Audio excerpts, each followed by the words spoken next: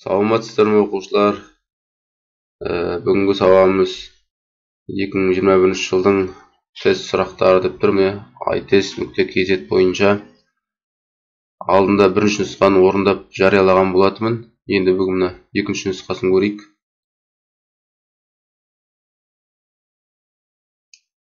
Бір жағына тақта шығарып қояйын. Алып кеттік. Бірінші сұрақ.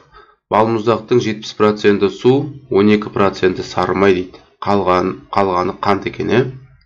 Балмұздақ сонда судан, сары майдан және қанттан тұрады екен. Жақсы, ары қарай оқиық. Осылай сөз есептерді оқыған кезде, ішіне кіріп отырған жақсы да.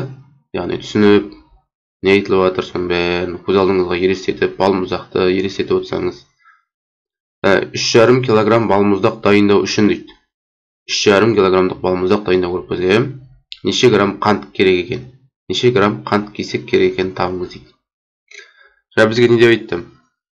Мына жақта балмұздақ болса,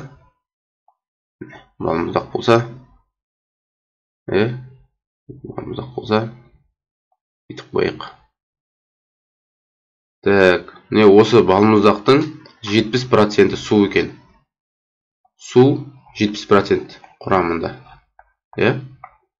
Так, сары май, енді май деп қойын, 12% екен. Ал енді бізде пайызды білеміз ғой, жалпы бір нәрсені суреттеп атсақ, оны біз 100%-бен суреттейміз. Енді қалғаны қант деп жатыр ғой. Қантқа енді қанша пайызды үлес қалды деп ойлайсыздар? 70% суға кетті, 12% майға кетті. Уже 82% бос емес уже. 82-ден 100-ге шейін қалғаның бәрін қант құрап тұр ғой. Түсінікті ғой? Енді қанша бұл? 18% ба? 18% қант болып тұр сонда. Осы жерде түсінікті ғой, қантты қалай тапқанымыз. 100-ден азайтып отырып қой, 70-те 12-ні, сөзді 18% қант екені. Түсінікті шығар. Енді бізде балмұздақтың салмағы 3,5 килограмм. 3,5 килограмм мынандай не болмайды енді. Бір шелекке ме істеген болып тұр ғой. Көп балмұздақ сондай. 3,5 килограмм балмұздақ дайындау керек. Енді соған қанша қант қосам деп тұр ғой бізден, соны сұрап тұр. Түсінесіздер ғой. 3,5 килограмм ішінде не бар? Суы да бар, майы да бар, қанты да бар, дұрыс па? Яғни мен не деп айтамын? 3,5 килограмм ол бізде 100%. Енді маған неше пайызын табу керек? Маған қантты сұрап тұр ғой. Қант менде 18%. Пайызды пайыздың астына жазамын, пропорция құрып жатырмын. Бұны неше килограмм екен шығады менде. Осы пропорцияны шешуім керек қой. Осы қатынаста мен пропорция құрып алайық. 3,5-ның x-ке қатынасы тең 100-дің 18-ге қатынасы. Міне, осындай пропорция шығады екен сонда бізде. X табу үшін 100-ге бөлемін ғой. X-ке қарама 100 ғой. 3,5 мен 18-ді көбейтемін. Так, мына 3,5-ның үтірі ұнамай тұрмаған. 3,5-ді 3,5-ді 35 қылғым келеді. Яғни осыны 10-ға көбейтемін. 35 соқ қалды. Алымын 10-ға көбейтсем, бөлімін де 10-ға көбейтемін. Так, 1000 мен 35-ті қысқартайын енді. 1000-ды 5-ке бөлсем 7. 35-ті 5-ке бөлсем 7. 1000-ды 5-ке бөлсем 200. Так, тағы не қысқарады? 200 мен 18-ді қысқартайық. Екеуді нешеге бөлінеді? Так, екеуді 2-ге бөліп алайын алдымен. 9, 100. Так, сонда не болды бізде? 9, 7, 63 алымында, бөлімінде 100. Сонда бөлсек 0,163 болады. 0,163 килограмм. Мына жерде жауабым, по-моему, грамммен жазғанда. Яғни 630. Екінші сұраққа кеттік. Қаңтар айындағы сәбіздің бағасы 130 теңге. Өз елестетіп отырыңыз. Қыстың кезінде сәбіз 130 теңге болған қаңтарда. Қаңтар жазып отырайық. Сөз есептерін барлығын осылай. Сіздеп отырыңыздар, түсініп отырыңыздар екен. Келесі уже қаңтардан кейін ақпан айы, уже бір айдан кейін ақпан айында не болған? Сәбіздің бағасы қаңтар айына қарағанда 10%-ке қымбаттайды. Яғни 130-дің үстіне еще плюс 10% қосылады. Түсінікті ғой? 130 теңгенің ішіне еще 10% өседі. Енді келесі наурыз айында дейді. Ал наурыз айында не болды? Қарайық. Ал наурыз айында ақпан айындағы баға қарағанда 23 теңгеге арзан болды дейді. Мына 130 плюс 10% деген цена бар емес пе? Сол осының бәрі 23 теңгеге арзандаған. 23%-ға емес, просто 23 теңгеге арзандаған. Рас ма? Осындай нелеріне мән беріп отырайық. Так, осы 3 айдағы сәбіздің орташа бағасын теңге бойынша анықтау керек. Орташа бағаны білеміз ғой қалай табатын, иә? Мен қаңтардағы ценаны белгілеп, ақпандағы бағаны тауып алсам, наурыз айындағы бағаны тауып алсам, орташа бағасын табу үшін үшеуін қосып 3-ке бөлемін ғой. Енді маған бірінші ақпан айындағы бағаны табу керек. 130-дің үстіне 10%-ын қалай қосам? 130-ның 10%-ын қалай табады? Яғни 130-ды 10-ға көбейтіп 100-ге бөлемін ғой. Өзі 10% шықпайтын бетті. Так, мен бір нөлімен 10-ды қысқартып тастайын. 130-ды 10-ға бөліп алайын. Онда 13 шығады. Онда 13 теңге екен. Ақпан айында қосылған 130-дің үстіне. Онда ақпан айында қанша болған? 143 теңге болған екен. Түсінікті ғой? Мына жерде 10%-ын тауып алдым мен. 10%-ды қалай тапқаным түсініксіз болатын болса, комментарийға жазып қалдырасыздар. Басқа да тәсілін көрсетуге болады. Жалпы алдыңғы нұсқа талдағанда да осындай пайызға байланысты есептер болды. Ода да басқаша тәсіл көрсеткендей болдым. Оны да қарауларыңызда болады. Так, енді міне ақпан айында, наурыз айында ақпан айындағы ценадан 23 теңгеге арзан деді ғой. Бізде наурыз айында 130 плюс 10% таптық қой, 143 теңге болды міне. Наурыз айында 23 теңгеге арзандады дейді. Яғни наурыз айында қанша болды сонда? 143-тен 23-ті аламыз ғой, 120 теңге болды сонда. Енді 3 айдағы цена белгілі, орташа бағаны қалай табамыз? Үшеуін қосамыз, 130 плюс 143 плюс 120. Бәрін 3-ке бөліп тастаймыз. Сол кезде орташа баға шыға қояды екен. Так, қанша болатынын бәрін қосқанда? 393-ті 3-ке бөлемі. Дұрыс па? 131 теңге. В жауап екен тағы да. В жауап болды деймін да. Келесі 3-ші сұраққа көшейік. Ал осындай заңдылығы. Енді заңдылықтың есептері біреулер тез шығару мүмкін, кейбіреулер сәл отырып қалуы мүмкін. Заңдылықтың есептері жалпы ойға бірден келе бермейді. Енді көп мындай практика бойынша жүргізгендер, көп осындай есеп шығарғандар, олар бірден алып кетеді енді. Қазір мен мынаны шығарғанның өзінде маған бірден ойыма келмеуі мүмкін бір заңдылықтар. Немесе бірден табуы мүмкін. Көрейік енді. Заңдылықты анықтап, А қосу Б қосындысының мәнін тап дейді. Яғни бізде мына сурет бойынша А мен Б-ның мәнін тауып алып, екеуін бір-біріне қосуымыз керек қой. Ол үшін мен мына заңдылықтардың бәрін түсініп алуым керек картинканы. Мына мысалы бірінші квадратқа қарайық, 9, 17, 4, 2 деген осы сандардан қандай да бір заңдылықпен 2 шыққан екен. Бұл қалай 2 шығуы мүмкін? Мына бәрін азайтқан сияқты да, енді келмейме ғой. 17-тен 9 алсақ, сөйтіп азайтсақшы қалай болады екен? 9, 2, 4 бәрін қоссам қанша болады? 11, 15, 17-тен 15 алсам 2 шығып тұр. Что-то келіп тұр ғой, басқаларына көрейік енді осындай. Басқаларына келмейтін сияқты, значит өтірік. Не табылды. Тапқандай болдым. Мысалы қарайық. Мына 17 мен 2-ні көбейтсек 34 болады, 9-ды 4-ке көбейтсек 36 болады. Азайтсақ 2 шығады міне, келіп тұр. Кресіне крес көбейту керек сонда. 9 5-ін 45, 6 7-ін 42. 45-тен 42 алсақ 3 шығады. Осы жақта осылай жасаймыз. Так, 13-ті 5-ке көбейтсек 65 қой да, или 65, 8 7-ін 56. Сонда так, 13-тен 65-тен 56-ны азайтамын. 9 ғой. Так, сосын А деген значит бізде 9. 14-ті 3-ке көбейтсе қанша болады? 52 ма?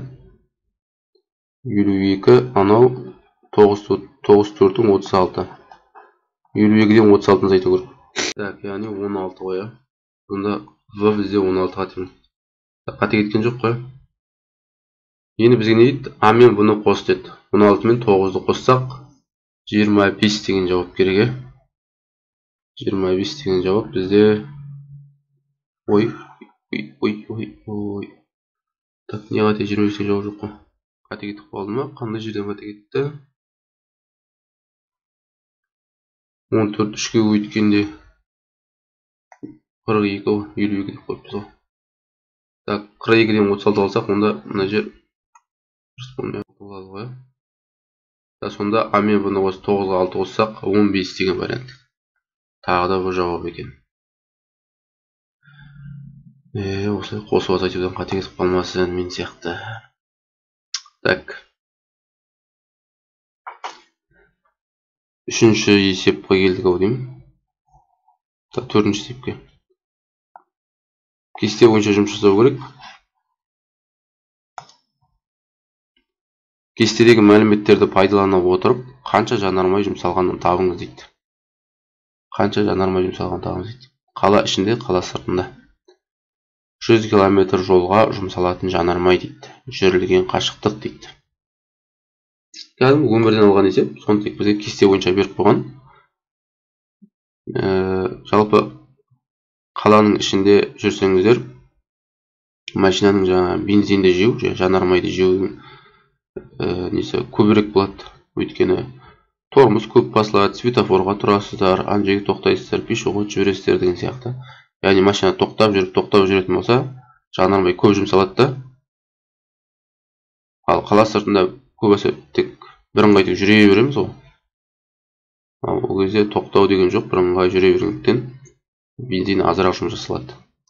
Оны жалпы біле жүріңіздер деп айтатқаным. Енді мысалға мен қаланың ішінде 100 км жүрген сайын, қаланың ішіндегі есепте олайға, 100 км-ге 6,5 литр бензин кетеді екен.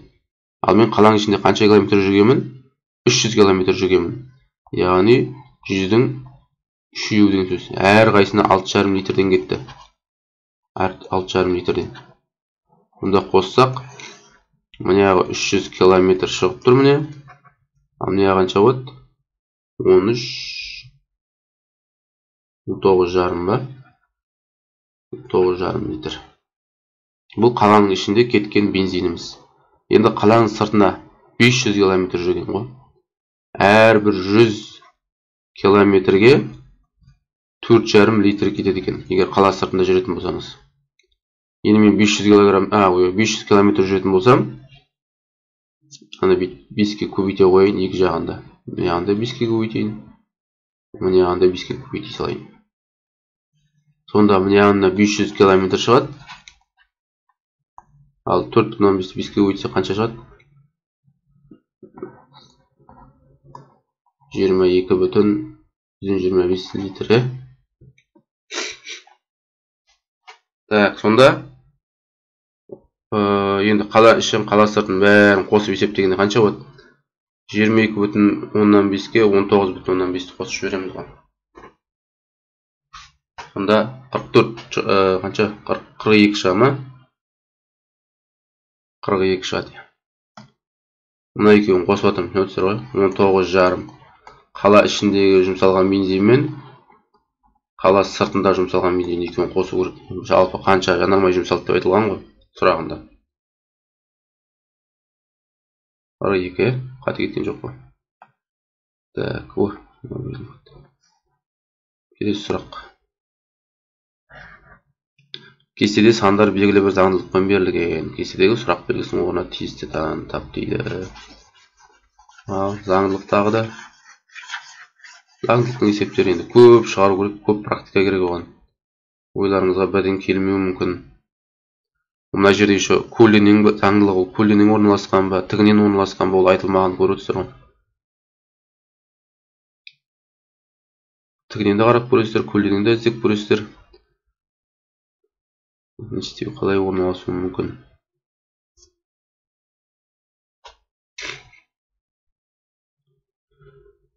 Мына жерде менде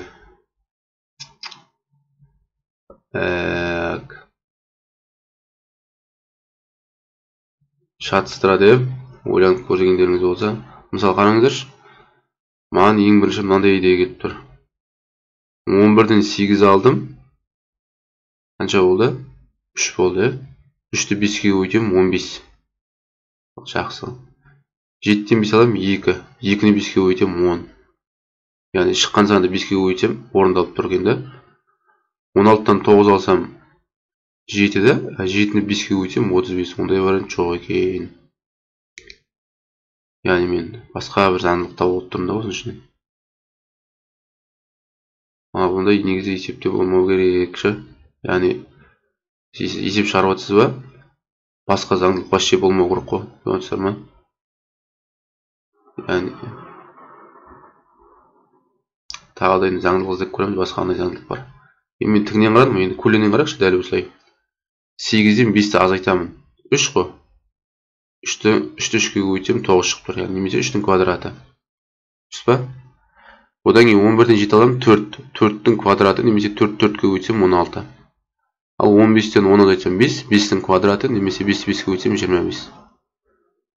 Осы заңдылық қана көңіліме қонып тұр енді. Қалғандарын білмеймін. Осылай заңдылық осылай да ойға келіп та болмайды. Кейбіреулер бірден шығару мүмкін.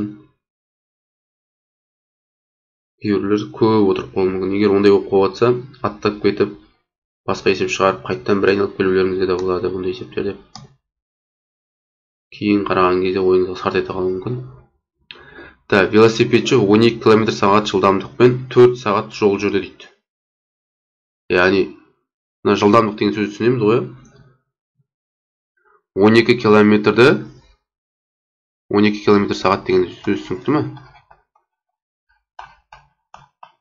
Яғни бұл не дегенді білдіреді? 1 сағатта 12 километр жол жүреді деген сөз ғой. Машиналарда спидометрде болады ғой. Мен 60-пен жүріп барады, 100-пен жүріп барады дейді. Соның бәрі км/сағатпен көрсетілген машинада спидометр.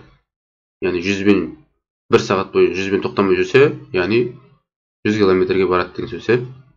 Ал бұл жерде бізде 12 км/сағат деп тұр. Яғни 12 осындай қарқынмен тым қозғалмай осындай қарқынмен жүре беретін болса, 1 сағатта 12 км-ге жетеді деген сөз. Енді дәл осындай қарқынмен ол 4 сағат жүрген. Түсінесіздер ме? Осындай жылдамдықпен 4 сағат бойы жүру деген сөз. Яғни 4-ке көбейтейін.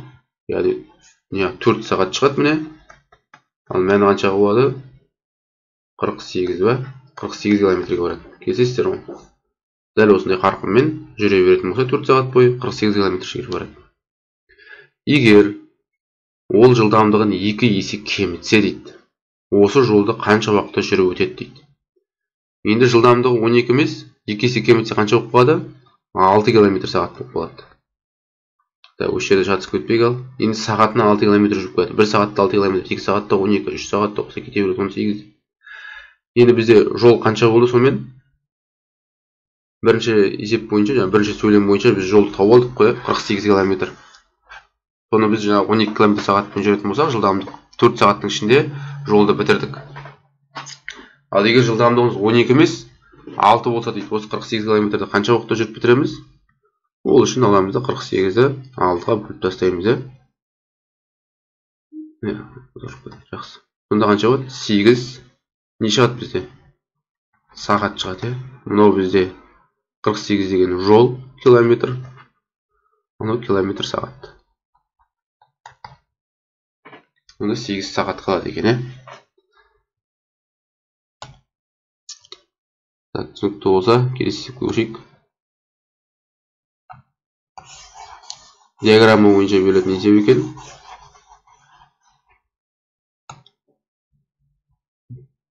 Диаграммада сыныптағы оқушылардың B үйірмесіне, N үйірмесіне, 2 үйірмеге де қатысатын оқушылар саны кескінделген дейді. Сыныпта барлығы қанша оқушы бар дейді. B үйірмесіне қатысатындар 25 оқушы екен. N үйірмесіне қатысатындар 16 екен. екі үйірмеге де қатысатындар дейді, 6 екен. Бұл негізі математика сауаттылықтан сәл тақырыптарын бір қайталап өткендерің болса, бұл есеп Эйлер-Вен диаграммасына келетін есеп. Екеуі де осы үйірмеге қатысатын болса, бізде екі үйірме, біреу би, біреу әне. Бір сыныптың оқушылары осы би мен әнге бүкілі қатысатын болып тұр, осы қатыспайтындар жоқ, мына барлығы қатысатын болып тұр. Биге қатысады, я әнге қатысады. Немесе екеуіне де қатысатындар бар. Енді тек қана биге қатысатындар, тек қана емес, енді жалпы биге қатысатындардың ішінде спискісін ашып қалсаңыздар, журналын дейміз, ашып қалсаңыздар, 25 оқушы тұрады ішінде. Түсінесіздер ме? Ішінде 25 оқушы тұрады. Енді ән несіне барып, үйірмесіне барып, оның журналын ашып қалсаңыздар, ол жақта 16 оқушы тұрады. Енді мынандай сәйкестік болып тұр да, би үйірмесіндегі журналдың спискісіндегі мен ән үйірмесіне қатысатын журналдың спискісінде 6 адам мына жақта орналасқан екен сонда. Түсінесіздер ме? Мына жерге жазып қояйын мен ортасына. Сол 6 оқушының аты би үйірмесінің журналында да бар, ән үйірмесінің журналында да бар. Осыны түсінікті ғой? Енді бізде сонда класста жалпы қанша оқушы бар екен табу керек. Бұған қалай жауап береміз ағам? Енді мына Эйлер-Вен диаграммасын түсінген оқушыларға бұл қиын емес.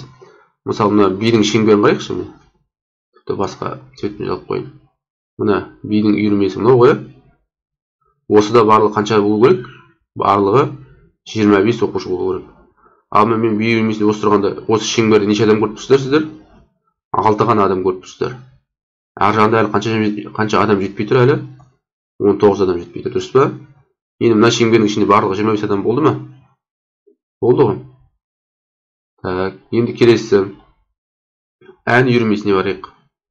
Ән үйірмесінде менде қанша адам болу керек журналда? 16 болу керек.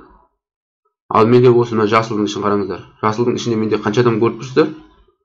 6 адам ғана көріп тұрсыздар, дұрыс па? Жасылдың шеңберінің ішінде орналасқан. Яғни әлі қанша адам жетпейді? 10 адам жетпейді. Содан мына жасылдың шеңберінің ішінде 16 адам. Дұрыс қой? Ән үйірмесіне 16 адам тұр. Би үйірмесіне қатысатын 25 адамымыз тұр. Екі жаққа да қатысатын 6 адамымыз тұр. Бәрі орын-орнына келіп тұр, сәйкес келіп тұр. Енді барлығын қоса қоямыз, қанша болады сонда? Немесе мына жерде неше 25-ке мына 19 жүруге болады. 19 мен 6 қосқанда 25 қой. 25-ке 10 қосып жүрсеңіздер, мында барлық класста 35 оқушы екен бұл жақта. Не деген класс бұл? 35 оқушы тұрады. Жақсы. Эйлер-Вен диаграммасы деген осындай екен міне. Шеңберге әдемілеп салып көрсетсеңіздер, орын-орнына қойып есепті өзі-ақ шығарып береді. Тек қосып отырсыз, азайтып қосып отырасыз. Келесі, Алатау және Самал компаниялар дейді, бір мезгілде ашылған дейді, және бірдей өнім түрлерін шығарады. Сызбада осы компаниялардың соңғы жылдарда қандай көлемде өнім шығарып отырғандықтары бейнеленген. Алатау компаниясы 8-ші жылда шығарған өнім санын, Самал компаниясы нешінші жылда өндіре алғандығын табыңыз дейді. Алатау компаниясы 8-ші жылда шығарған өнім санын, Самал компаниясы нешінші жылда өндіре алғандығын табыңыз дейді. Түсінікті ме сұрақ? Так, мына жерде енді қаламым жүрмейді менің. 8-ші жыл Алатаудың міне. Алатау деген ол өздегі үстіндегі жирный сызық қойып жазылған сызығы. 8-ші жылға барамыз. 8-ші жылда ол қанша? 4000 мен 6000-ның арасында. Диаграмманы қарау жағында түсініп алайық. 8 деген міне жылдар былай кеткен, көлем саны бойынша былай кеткен, міне. Яғни абсцисса осі мен ордината осі бойынша. Сонда 8-ші жылға бүйтіп жоғары барылып қарасақ, міне мына жерге нүктеде пайда болдық. Соның көлемін табу үшін міне қарай жүреміз. 4000 мен 6000 арасында 5000. Так, енді мына Самалды қарайық. Самал қашан 5000-ға қай жылы жеткен? 5000-ді алайық та, осылай жүре берейік. Үзік сызыққа қашан қиылсамыз, сол жерде айтуымыз керек. Жүріп келатым, не? Көріп отырсыз ғой. Мына жер қояды, кішкене бір. Мына жерде міне осы жерде өткен сияқты. 12 мен 14-тің арасы, яғни 13. Қарау жағы түсінікті ғой. Бірінші 8-ші жылдан бардым міне. 8 жылда бізде көлемі 5000 болған екен. Енді осы 5000 линиясымен жүріп келе жатырмын енді. Самал компаниясы қашан 5000-ға жетеді міне. Жүріп келатым. Мына жерде қиылысқан екен міне. Яғни 13-ші жылы, 12 мен 14-тің арасы 13. 13 деген жауап береміз. Келесі сұрақ. Сурет әдемі екен. Екі дос дейді, паркте көше айырығында кезіктіде өзара перпендикуляр түзу жолмен ары қарай қозғалды дейді. Ары қарай қозғалды. 20 минут өткеннен кейін олардың ара қашықтығы қанша болатынын табыңыз дейді. Сонда мына жерде екеу кезіккен болып тұр ғой. Мына жерде бастапқыда бірге тұрған, осы жерде сөйлесіп тұрған.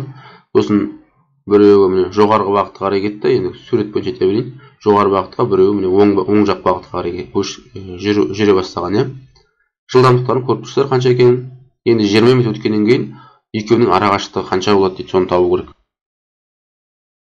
Бірінші қызыл көйлектегі киген баланың 20 минутта қанша жерге баратынын табу алайық. Мысалы, жылдамдық мана айтқан болатынбыз. 4 километрді 1 сағатта жүреді, дұрыс па? 4 километр сағат. Сағатына 4 километр деген осы емес пе? Бұл 1 сағатта, түсінесіздер ғой? 1 сағаттың орнын 60 минутпен ауыстырсам болады ғой?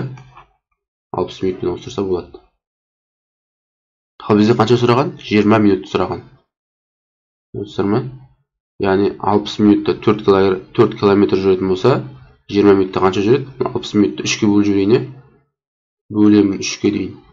Мына жағында 3-ке бөлейін. Екі жағында 3-ке бөлейін. 63-ке бөлсем 20 минут болып қалады мына. Ал километр жағын бөлсем, 4 километр 3-ке бөлсем 4 бөліп 3 дей берейін енді. Осынша километр. Бөлінбейді 4 3-ке. Осынша километр жүреді. Келесі сары көйлекті досы. Мына жаққа 3 километр сағатпен жүріп бара жатыр. Яғни сағатына 3 километр. 3 километр бөліп тастайын. 1 сағатта. Немесе 60 минут деп жазуға болады 1 сағаттың орнына. Тағы да сол. 3-ке бөліп тастасам, маған 20 минут керек қой. Сол үшін 3-ке бөліп жатырмын, жақсы ма? 20 минут. Мына жағында, мына жағында, екі жағында. Мына жақта 3-3-ке бөлсем, bu жақта 1 километр. Мынау 1 километрден сәл артықтау жүрген 4 бөліп 3 деген. Ровно 1 километр жүрген 20 минутта. Енді 20 минут өткеннен кейін олардың ара қашықтығы қанша болатынын табыңыз дейді. Яғни 1 километрге 3-тен 4-ті қосам ғой.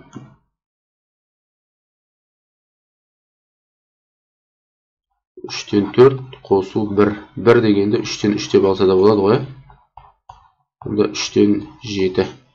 Немесе 2/3-тен 1 деген жауап керек. Тұрып қошы бердім мәне. Онда жауап жоқ қой что-то. Түсінікті. Олардың ара қашықтығын тап деген кезде жол бойынша емес, 3 бұрыш бойынша табу керек. Олардың ара қашықтығы. Мысалы, міне 20 минуттан кейін мына жерде тұр делік. Мына жерде тұр. Стрелканы көріп тұрған шығар. Мынау 20 минуттан кейін мына жерде тұр. Ара қашықтық тап деген кезде мені жол бойынша тап деп сұрап отырмын десем, олай емес екен. Яғни бұлай гипотенуза, синшасы тақырыбы бойынша гипотенузасын табу керек сонда. Өшір түсінікті ме? Көрейік сонда. Гипотенузаны табу үшін 2 катетті қосам ғой. Мына катеттің ұзындығы қанша болып тұр? 3-тен 4 километр. Мына катеттің ұзындығы ровно 1 километр. Енді екеуін қосу керек. 2 квадраттап қосам ғой. Пифагор теоремасы бойынша. 3-тен 4-тің квадраты 9-дан 16. Плюс 1-дің квадраты енді 1 ғой. Оны 9-дан 9 дей салайын. Сосын оны түбірден шығаруым керек еще. 9-дан 16-ға 9-дан 9 қосқанда 9-дан 25 шығады. Оны түбірден шығаруым керек еще. Онда 3-тен 5 деген жауап керек. 3-тен 5. Яғни мынау. Түсінікті ғой? Мына жерде ара қашықтық деген кезде былай сұрап тұр, значит. жол бойынша арақашықтықтап сұрамаған. Былай. Жақсы. 3-тен 5 километр. Келесі кезекте тағы да сөз есеп.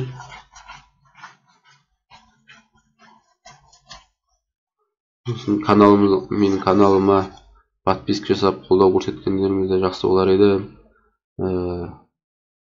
Егер тағы да пікір қалдырып кетіңіздер, мен осылай сабақ түсіндіріп жатқан кезде қандай пікір қосасыздар? Мүмкін бір жерінде қате жасап жатқан шығар, бір жерлерін түсініксіз болып жатқан шығар. Ой бөлісіп, ақыл кеңестеріңізді айтып кетсеңіздер де құба-құп сынды қабылдаймыз. Мұғалім Анелдің шығарған 100 есебінің әрбір дұрыс орындалған үшін 5 ұпай қосты дейді. Ал қате орындаған үшін 3 ұпайды азайтты дейді. Сонда Анелдің жалпы ұпайы 124 болды.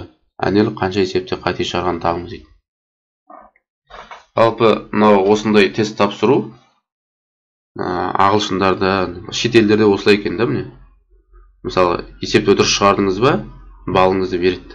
Қате шығарып қойдыңыз ба, балыңызды кемітеді. Біздің ұбт-ымызға осындайды енгізсе, білмеймін, біздің балалардың жағдайы қандай болатын. Яғни кейде біз терекке деп былай бегіліп шығатын балаларымыз да бар ғой, дұрыс па? Оларды енді есептей беріңіз. Әрбір қатесінен 3 балл кеміте берсе не болады? Жақсы енді. Міне бізде 100 есеп бар, я? 100 есеп бар. Соның мысалға бөлейік. Мысалы, x-не дұрыс жауап берсе, x-і дұрыстар. Мұнаяқ дұрыс еместері болсын, е? Енді қалай білейсіздер? 100 сұрақтың x-не дұрыс жауап берсе, қаншасы дұрыс емес болады? 100 минус x-е өрнек құрастырып алдым міне. Келсесіздер ғой? Мысалы, 100 сұрақтың 50-не дұрыс жауап берсе, 100-ден 50-ді азайтам, яғни 50 болады ғой. Немесе 60-на дұрыс жауап берсе, 100-ден 60 айтам, 40, яғни 40 дұрыс емес болады деген сияқты. Түсінікті ғой, өрнекті алған мақсатым. Мұнаяғы x, мұнаяғы 100 минус x. Осы 100 минус x кейбір оқушылар раса алмай жатады. Осыны түсіне алсаңыздар, теңдеу құруды әлде қайда оңай болады. Яғни жалпы екі айнымалы сығылыпта құру болады. Бір жағын x, бір жағын y деп алып болады. Енді мен бір айнымалы теңдеу құрғым келіп отыр. Екі айнымалында теңдеуін көрсетіп жіберуіме болады қазір. Әзірше осыны құрып алайық. Енді қараңыздаршы, міне дұрыс дедім ғой, x-і дұрыс болса, мен әрбір осы дұрыс жауап бергенім үшін неше балл береді маған? 5 балл береді.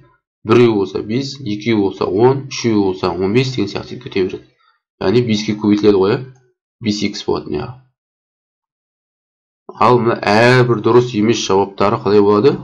Оларды 3-ке көбейтіледі и дұрыс емес дұрыс жауаптардан азайтылады. Сіз дұрыс жауап берген балдарыңыз бар, и дұрыс емес жауап берген балдарыңыз бар. Сол екеуін бір-біріне қосқан кезде, міне осы екеуін бір-біріне қосқан кезде,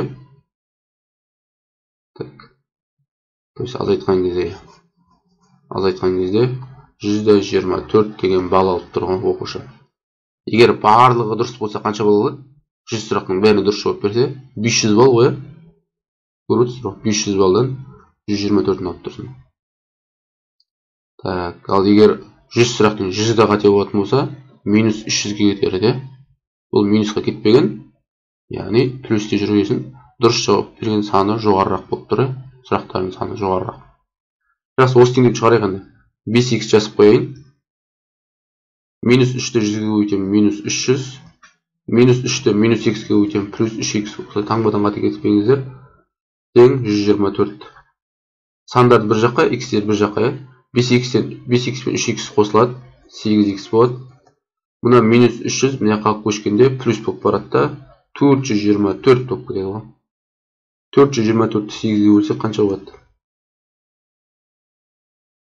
424-ті 8-ге бөлгенде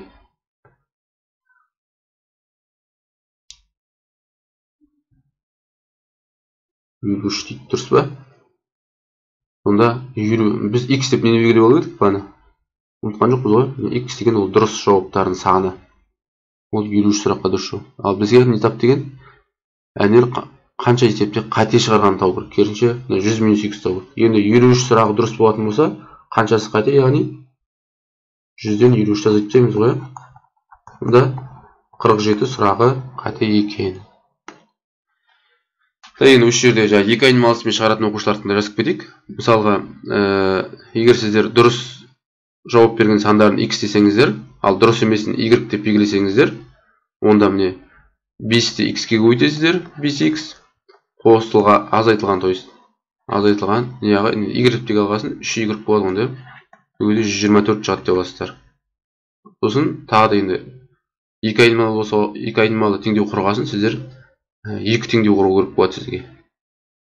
Так, біреу міне балына байланысты 124-ке байланысты теңдеу құрғаным, және сұрақтың санына байланысты. X пен Y қосқанда қанша шығу керек? 100 шығу керек. Осы жүйені шығарсаңыздар да, мысалы X-іңіз 53, Y-іңіз 47 шығады. Так, мен бұл жүйені шығармай қойын ары қарай. Жалпы түсінікті ғой, 47 сұрақ қате екені. Так, келесі сұрақ, 11 сұрақ. Тағы да сөз есеп. Жалпы сөз есеп мұнда көп екені. 3 ағайынды бала дейді, бірігіп ақша жинайтын сауытқа дейді, ай сайын 52 теңге, 60 теңге, 70 теңге салып отырды дейді. Жансейіттің бойы 1 метр. Шыңғыс одан 20% ұзын дейді. Абылай Шыңғыстан 20% ұзын.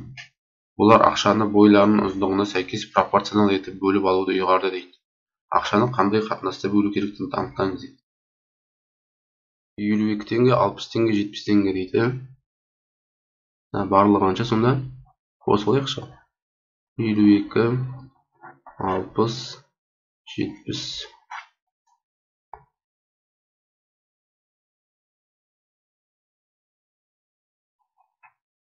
$192 теңге. Дұрыс па? Енді бойларына байланысты олар ақшаны бөліп алғысы келіп тұр. Яғни ақша жинайтын ішіне салған болып тұр ғой. Так, енді соны бойларына байланысты. Жансейіттің бойы 1 метр дейді. Жансейіттің бойы 1 метр. Немесе 100 сантиметр. Так, Шыңғыс одан 20% ұзын дейді. Шыңғыс одан 20% ұзын. Яғни Жансейіттен ұзын болып тұр ғой. 100-дің 20%-ын қалай табады? Жалпы кез келген нәрседе 1% тауып алсаңыздар оңай болады. Мысалы 100 сантиметр ол бізде 100% ғой. Міне, мысалы сізге неше пайыз керек міне? Екі жақтан да бір нөлден сызып тастайын. Онда 10% 10 болып тұр, 10 сантиметр. Бізге 20% керек, 2-ке көбейтсе өзіңіздер, міне 20% болады. Мынандай да пропорциямен осылай да шығарып көруіңізге болады. Яғни екі жағын 2-ке көбейтіп, міне 20. Сонда үстіне 20 сантиметр қосылу керек. Сонда Шыңғыстың бойы 120 сантиметр. Тағы да осылай бір істеп көрейікші. Абылай Шыңғыстан 20% ұзын дейді. Енді Абылай табайық. Ол Шыңғыстан 20% ұзын. Мысалы міне 120 сантиметр, ол бізде 100%. Бізге 20% керек қой. Дұрыс па? Екі жақтан да бір-бір нөлден сызып тастайын. 10% 12 сантиметр. Келесіздер ғой. Енді маған 10% емес, мына 20 болған жақсы маған. 20%. 10-нан 20 шығу үшін мен 2-ке көбейтіп тұрмын, түсінесіздер ғой. Оң жағын 2-ке көбейттім. Енді сол жағымен де сол жұмыс жасаймын. Ол жағында 2-ке көбейтсем 24 сантиметр болады. Сонда 24 сантиметр қосылу керек үстіне. 144 сантиметр екен, сонда Абылай деген болады. Түсінікті ма?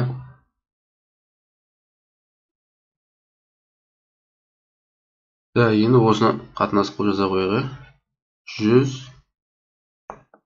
100-дің 120-ға қатынасы, оның 144-ке қатынасы. Барлығын 2-ке қысқартып жіберейік. Яғни қосқан кезде осы ақшаның саны шығу керек қой, 192 шығу керек қой. Так, 50, 60 және 72. Бәрін 2-ке қысқартып жібермей. Қоссақ қанша шықты міне? 182. Так, 192 шығу керек қой. Мына жер қате кетіп қалған екен ғой. 182, оннан бәрін қосқанда. түсінікті ғой? 52, 60, 70, 90, 182 теңге шықты. Бойлардың қатынасы да сондай, 50, 60, 72. Яғни Д жауабы екен. Келесі. Тағы да заңдылық екен. Төмендегі сандар белгілі бір заңдылықпен орналасқан болса, сұрақ белгісінің орнына сәйкес келетін санды белгілеңіз дейді. Так, кім қандай заңдылық байқап тұр?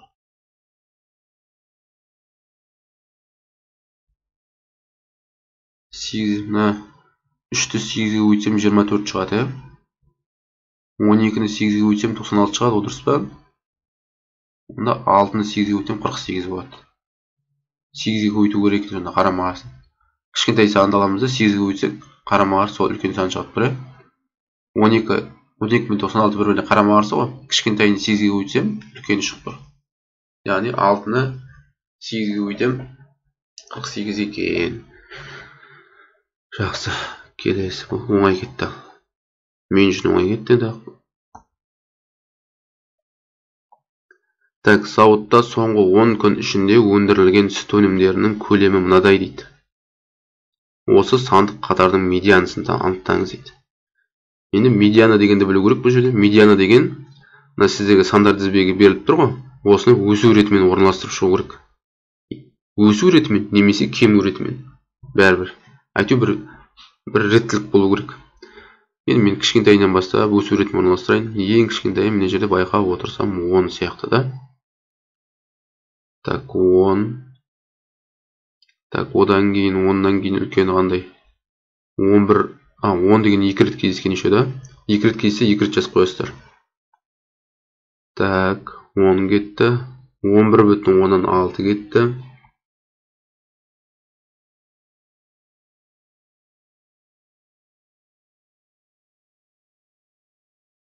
Да, осылай реттілікпен жазып болғаннан кейін өздеріңізді тексеру мақсатында мына жерде 10 сан жазылған, мына жерде 10 сан жазылған, 10 сан жазылған, мен жазғанда да 10 сан.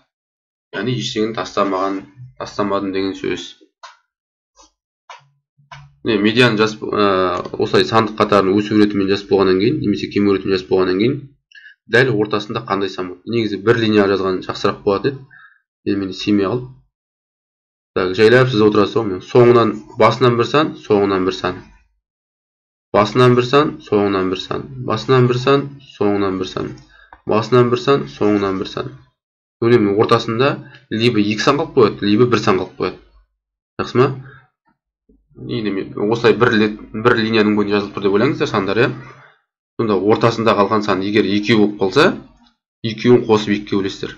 Ал егер ортасында бір-ақ қана сан қалса, сол медиана болады. Түсінікті ме? Мен жағдайымда 2 сан қалып тұр енді.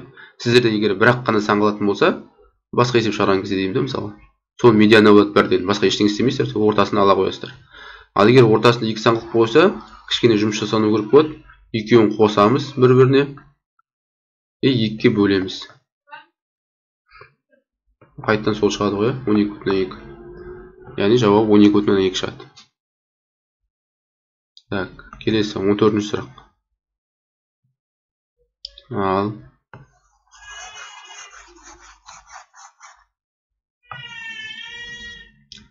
Самал, Назерке, Дана деген 3 қыз 3 үйірмеге қатысады екен. Енді әр қайсысы бір-бір сөзден айтып шыққан, сол сөздеріне қарап, кім қандай үйірмеге қатысатынын анықтауымыз керек. Самал деген айтады, Самал айтады. Мен так бүйтіп қояйық.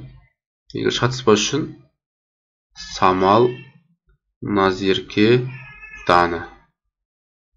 Сосын 3 үйірмені жазып қояйық.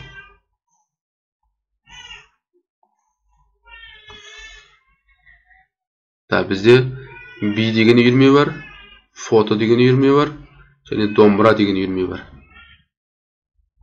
Плюс қойып отырамыз, плюс мен. Мысалы, Самал айтты, мен фотоға да биге де қатыспаймын деді. Мен фотоға да биге де қатыспаймын деп отыр Самал. Яғни, бірден қандай ой келеді? Значит, ол домбыраға қатысады. Так, Назерке деді, мен фотоға қатыспаймын дейді. Назерке фотоға қатыспайды. Сәйкесінше ол домбыраға да бармайды ғой, өйткені домбыраға баратын кім? Бізде Самал. Есептің басында айтты, 3 үйірмеге қатысады деді. Яғни 2 қыз 1 үйірмеде болуы мүмкін емес. Яғни домбыраға да минус қойып қоямыз. Мына Назерке қай қатысады екен? биге қатысады екен. Дана айтады, енді дананың сөзін оқымасаң да болады, енді ол фотоға қатысатыны белгілі уже. Дана сөйлемепті да даже мұнда. Кім қандай үйірмеге қатысады. Түсінікті ғой? Енді осы Самал домбыра деген, Назерке би деген, Дана фото деген жауап В екен. Так, енді соңғы есебіміз. Так. Сыныпта 18 ұл, 14 қызы бар екен. Сыныптан кезекшілікке бір ұл, бір қыз болатындай етіп, екі адамды қанша тәсілмен алуға болатынын табыңыз дейді. 18 ұлымыз бар, 14 қызымыз бар, Сыныптан кезекшілікке бір ұл, бір қыз керек. Мына жақтан бір ұл керек, мына жақтан бір қыз керек. Екі адамды қанша тәсілмен алуға болатынын табыңыз дейді. Бұл енді терудің есебі ғой. Яғни 18 ұлдың ішінен біреуін теруіміз керек. Сосын қыздардан да солай. 14 қыздың ішінен бір қыз керек. Сосын бір-біріне көбейте қоямыз. Так. Ұмытып қалғандар үшін формуласы 18 факториал деген жоғары жазамыз. 1 факториалды төменге жазамыз бөліміне. 18-ден 1-ді азайтамыз. Мұнда 17 факториал. Көбейту, мына жақта да солай. 14 факториалды алымына, 1 факториалды бөліміне, 14-тен 1 алам, 13 факториал. 17 факториал мен 18 факториалды қысқартсам, мына жақта жалғыз 18 деген сан қалады екен. 13 факториал мен 14 факториал қысқартсам, 14 деген сан қалады екен. 1 факториал 1-ге тең. Яғни алым бөлімінде ештеңе жоқ деп ойлай береміз. 18-ді 14-ге көбейтуіміз керек. Так, сонда 252 қалады екен да. Сонда А жауап екен. Барлығына жауап бергенде болды. Тест аяқтау дейік, көрейік нәтижеміз қандай екен. Бәрі де дұрыс екен. 100% дұрыс жауап берген екенбіз. Егер тест сұрақтарына байланысты, осы есептерге байланысты бір сұрақтарыңыз болса, комментарийға жазып сұрауларыңызға болады. Және менің каналымызға жазылып, қазақша видео сабақтың белсенділігін арттырайық. Жақсы, сау болыңыздар оқушылар.